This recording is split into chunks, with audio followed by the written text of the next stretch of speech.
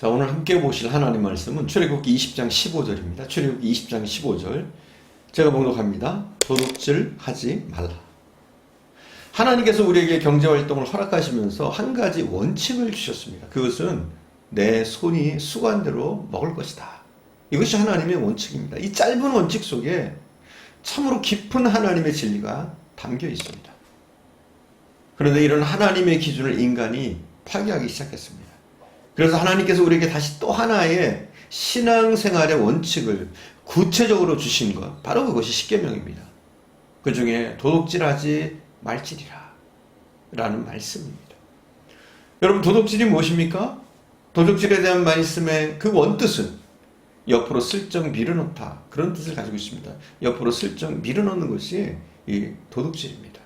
남의 물건을 주인 허락 없이 슬쩍 밀어넣는 것, 옆으로 슬쩍 밀어넣는 행위가 이스라엘 백성 가운데도 있었습니다. 그들이 기적으로 여리고 성이 무너지고 승리한 이유, 하나님께서 그들에게 여리고 성은 가나안의 첫 성이니까 하나님께 온전히 바칠 것을 요구하셨습니다. 그러니까 진멸하라고 말씀하셨습니다. 전쟁을 하면 모든 점령지의 것을 가져가는 것이 정상인데 첫 번째 성인 만큼 그 어떤 것도 손을 내서는 안 된다라고 말씀하셨어요. 모든 사람이 하나님의 말씀에 순종했습니다. 그러나 아간이라는 사람이 좋은 물건을 보고 욕심이 생겨서 옆으로 슬쩍 밀어넣게 되었습니다. 금은보화와 신할산의 외투를 보고서 탐이 났습니다. 그리고 몰래 숨겨놓고 전쟁이 끝난 후에 돌아와서 이것을 내가 가져가리라 하고서요, 땅에 묻어놓고 그는 태어나게 돌아왔습니다. 아무도 모릅니다. 누구도 몰라요. 그 후 그들이 작은 성 아이와의 전투에서 크게 패하고 돌아왔습니다. 패할 수 없는 전투인데 패한 거예요. 통곡하며 하나님께 기도하는 여호수아에게 하나님께서 말씀하십니다. 너희들이 싸움에서 실패한 것은 그만한 이유가 있다. 너희 중에 내 것을 도둑질한 사람이 있다. 즉 옆으로 실적 집어넣은 사람이 있다는 겁니다. 결국 아간을 하나님께서 심판하신 후에야 가나안 땅을 계속해서 정복할 수가 있었습니다. 도둑질의 문제는 하나님께서 그냥 넘어가시는 문제가 아니라는 겁니다. 내가 도둑질하고 살면서도 아직까지 괜찮았다 생각한다면 그건 너무나도 어리석은 생각입니다. 도둑질이라는 사랑하는 마음을 갖지 못한 데서 시작됩니다. 사랑의 결핍에서 시작되는 거예요. 하나님을 사랑하는 마음이 있다면 하나님의 것을 도둑질할 수가 없습니다. 이웃을 향한 사랑의 마음이 있다면 이웃의 것을 도둑질할 수가 없는 겁니다. 구약시대는 참 단순한 시대였습니다. 훔치는 것도 단순하게 훔쳤습니다. 양을 치는 것은 힘들다. 물을 먹이고 늑대로부터 지켜야 한다. 그래서 어떤 이들은 이 힘든 것을 하지 않기 위해서 다른 이들의 양을 몰래 훔쳤습니다. 농사가 얼마나 힘듭니까? 1년을 수고해서 겨우 결실을 거둡니다. 때론 열심히 일했지만 가뭄과 병충해로 결실하지 못할 때도 허다했습니다. 반면 훔쳐오는 것은 너무 쉽고 편했습니다. 그래서 힘 있는 사람들은 약한 사람들의 것을 훔쳤습니다.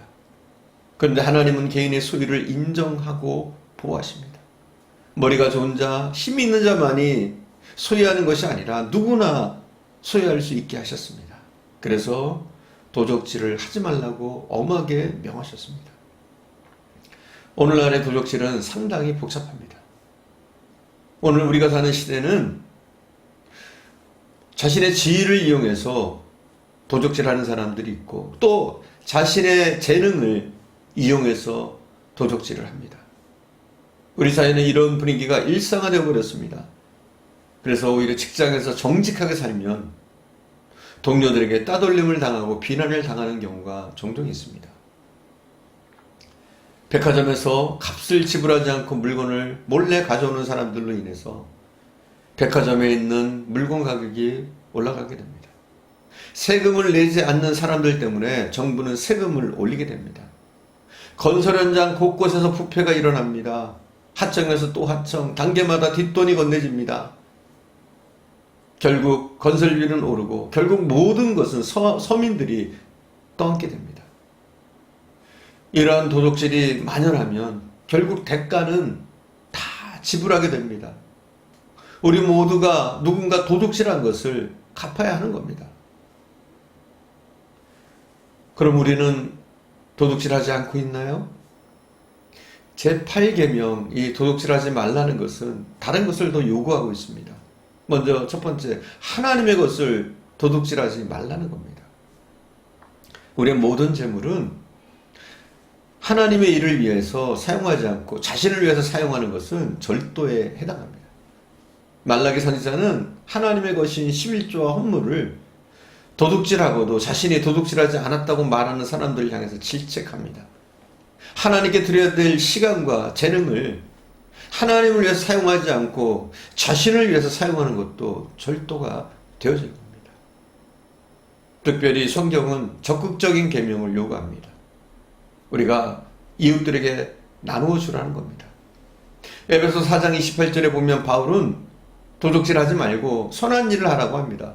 더 구체적으로 보면 도둑질하던 그 손을 열심히 일해서 이웃에게 나눠주는 손으로 바꾸라고 권면합니다. 하나님은 남에게 주는 자에게 더 넘치게 해주십니다. 어떤 그리스도인들이 돈을 너무너무 사모합니다. 돈에 대해서 악착 같은 사람들이 있습니다. 돈의 노예가 되어버린 사람들이 있습니다. 그러나 그리스도인이 돈을 사랑하는 것은 위험한 일입니다. 범죄에 해당하는 겁니다.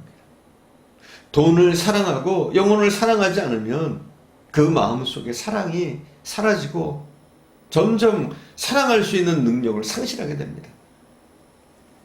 그리스도인이 돈으로 근심하고 덜덜 떠는 것은 하나님이 기뻐하시는 일이 아닙니다. 돈에 집착하게 되면 영혼을 사랑하시는 하나님의 가장 중요한 가치를 상실하게 됩니다. 우리는 우리의 연약한 지체들에게 관심을 기울이고 필요하다면 우리의 물질을 선한 일을 위해서 사용하는 것, 이것이 8계명을 지키는 것입니다. 이 시간 우리 모두 내가 가지고 있는 재능과 시간을 어떻게 사용하고 있는지 한번 생각해 보십시다.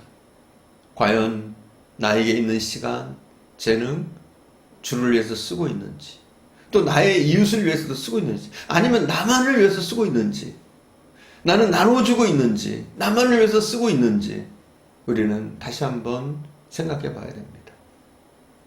우리가 주를 위해서 사용할 때, 나눠줄 때 하나님은 더 풍성하게 우리에게 주시고 넘치는 은혜를 더하여 주실 줄 믿습니다. 기도하겠습니다.